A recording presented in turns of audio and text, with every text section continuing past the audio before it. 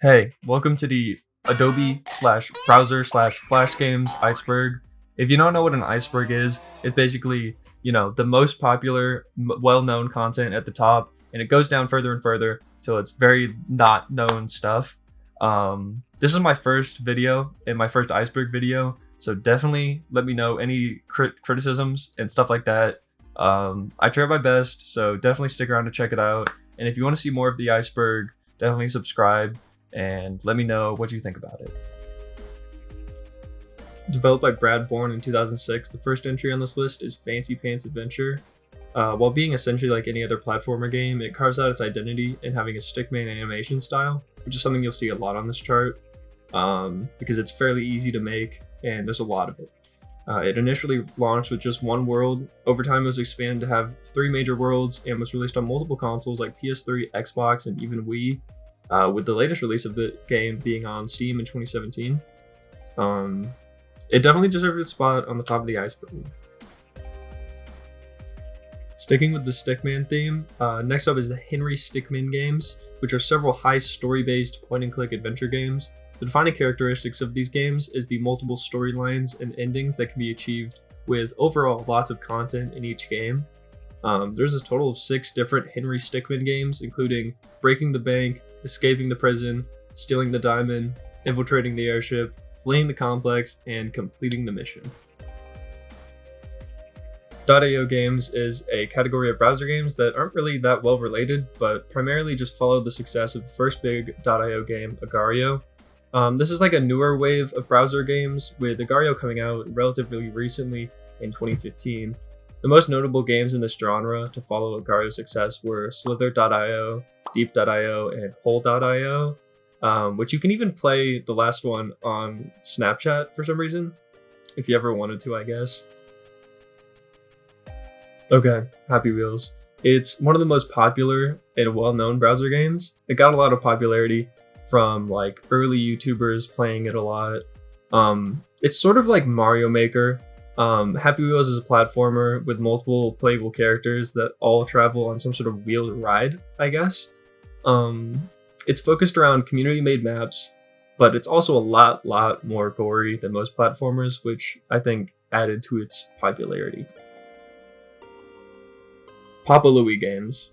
Set in the hometown of Tastyville, these are those restaurant management games, with most notable, at least to me, being Papa's Pizzeria. The first game in the franchise was Papa Louie When Pizzas Attack, which eventually grew the series into 8 games, with the most recent being Papa's Scooperia. It's a fairly basic game concept, like managing the customers' orders while making sure none of the food's burnt or left unattended, so you can run the restaurant successfully. If we're being honest, I didn't play these too much, because, just too many things for small monkey brain to handle. Super Mario Flash. To be honest, this is just Super Mario, but on browser for all I can tell. It's not really that crazy, but it is nice to be able to run it just on your browser, pretty much the same as you would anywhere else. Okay, now getting to the absolute GOAT of all browser games. Red Ball is a fairly basic platformer game, but with just a red ball that the player controls and rolls around. I guess the simplicity of the game is what made me love it so much as a kid, but it really is amazing. If you want to dig deeper further into the lore of Red Ball, I'd suggest checking out Maximum and his videos on the speedrun world record progression of the game. Bloons Tower Defense. Developed by Ninja Kiwi, this game was, I'd say, the king of Flash games, or at least ones that went on to be successful mobile games. Just the basic tower defense model for a game, but with balloons being the attackers, being defended by the large range of monkeys to the player's disposal. From what I can find out, this game has 33 iterations spanning across multiple platforms. Honestly, just taking the Angry Birds approach and expanding their idea into all game genres. The most popular right now are the PvP Bloons TD Battles and Bloons TD6. Super Mario 63. Definitely given away by the title, this is a fan-made game inspired by Super Mario 64. This game looks like a generic Mario game, but it has a more janky and pixelated look, because it's run on browser and it's made by one developer. While being inspired by Mario games, most of the levels in this game are unique, and it follows the classic Mario story of saving Princess Peach from Bowser. The Binding of Isaac. This game follows the story of Isaac on a quest to escape his mother while fighting off creatures and bosses in a pixelated art style. In the randomly generated RPG shooter, he finds treasures that give him special abilities as he makes his way through caverns. This game has a lot of deeper lore and story to follow, with its 3 expansions/DLCs that delve deeper into Isaac's backstory. In. This is the first one I haven't heard of, but it's a sort of Stickman game where the player controls a ninja who works his way through tile-based levels, avoiding obstacles and enemies, with just 4 input keys of jump, left, right, and action key. It's definitely very simple in its movement and interaction, but it found its way in the space by its early release in 2005 and eventual 600 levels of content.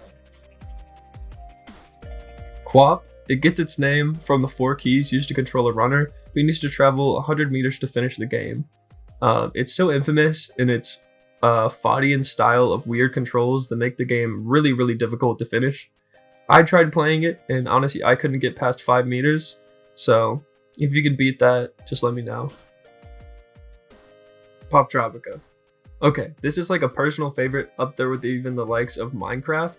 It's a multiplayer side-scroller game, but it takes a focus on solving quests throughout several islands that each revolve around a player solving the main quest by talking to different characters and solving various puzzles. The interesting thing with this game is that it was initially a creation by Jeff Kinney, the author of Diary of a Wimpy Kid series, which is where its unique art style comes from. Being an extremely popular browser game, at its peak this game had over 3.2 million monthly unique users. Meat Boy. A platformer made by Team Meat, was a Flash game first made in 2008 and sold over 1 million copies when ported onto consoles by 2012, with their latest release being Super Meat Boy Forever in 2020. The original game follows the story of Meat Boy chasing to get his girlfriend Bandage Girl from the evil scientist Dr. Fetus, a hyper-intelligent fetus kept on life support inside his suit. Kingdom Rush. This is a strategy-based tower defense game developed by Ironhide Game Studios with the simple idea of defending the kingdom. The player fights off the antagonist, Dark Wizard Veznan. As for progression within this game, you upgrade your basic tower types of archers, barracks, mages, and artillery with 2 spells of Rain of Fire and Call Reinforcements, so you can hopefully get a higher level against Veznan. Elephant Quest. This game follows an elephant who dresses up in his finest bowler cap. When in the park, the Bully Wooly steals his hat and runs away. Of course, this leads to us being the elephant in a platformer game with a, I think, laser on his back, as he fights off enemies and talks to other elephants to eventually conclude in this epic boss fight with Bully Wooly. And to spoil it, he wins. He gets the bowler cap back. It's a happy story. Run 1, 2, and 3. In it, you complete multiple levels or endless mode in a space environment of sort of a parkour, I guess. I'm not sure exactly how to explain it, but I know I kicked ass at it in the computer class as a kid. Looking through the wiki for this game, there are apparently 14 different characters within the game series, and all pretty cool. Super Smash Flash. This game, as you might assume from the title, is a remake of Super Smash Bros, but on new grounds with the Flash player. And constrained to the extent of the engine, it was made in a pixelated fashion, which gave it some sort of identity, while still essentially being a free browser port of Melee. If you want to watch a video on history of competitive Super Smash Flash, check the video out I found. It's called The History of Competitive Super Smash Flash 2, Flash of the Past documentary. Fireboy and Water Girl. I'd say there are like 2 types of people who played this game. The ones who had someone else to play Water Girl, or me, who had to play both characters alone. But that's alright, it's fine. Fireboy and Water Girl is a cool math games classic back in the day, and it was simply a 2-person platformer puzzle solving game, where the 2 characters could find by only being able to enter their respective colored liquids scattered throughout the levels, and neither of them could enter the green liquid, of course. But this game ended up having 6 iterations, with each having their own spin on the concept, with new mechanics introduced each time. Pico's School. This is the first entry in the Iceberg that has an NSFW warning on it, and I understood when I ran the game as immediately we're playing from the perspective of a very edgy looking, I'd guess, middle schooler who unalives his teacher, I guess.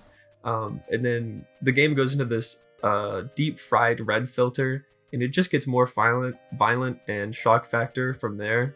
Honestly, not bad, but a little bit out there, to say the least. Line Rider. This game is honestly the most unique take on a Stickman platformer game I've seen on the charts so far, because there's definitely a lot of them, but I could be biased from having failed my AP Music Theory final in high school, and I'm just chasing that rush. But the game follows a stick character as he runs across lines of sheet music, racing to finish the map.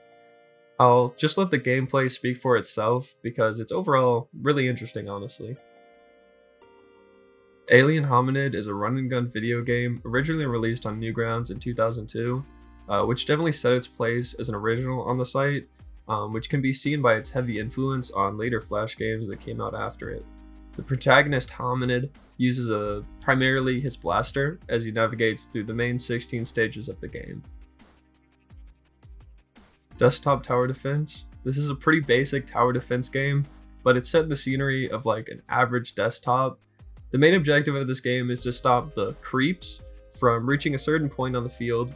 It's really nothing too crazy, but it seems to go with that style of like early phone game where like you crumbled up that piece of paper and shot it into a trash can. I just know it was the only game the orthodontist had on their iPods while I was getting like my teeth molded or something. So definitely a classic. In this game, the protagonist, Sushi Cat, went shopping one day and saw a pink cat plush and falls in love with it, which of course leads to a classic Plinko style game where the cat grows in size as it falls down the stage.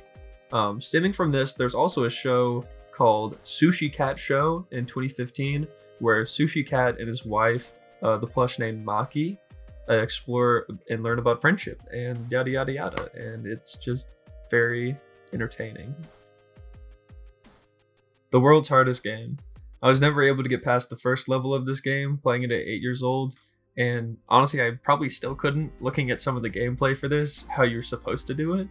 But the objective here is to navigate the square to avoid blue circles, with the green zones being the only safe places. Definitely not easy. There is no game.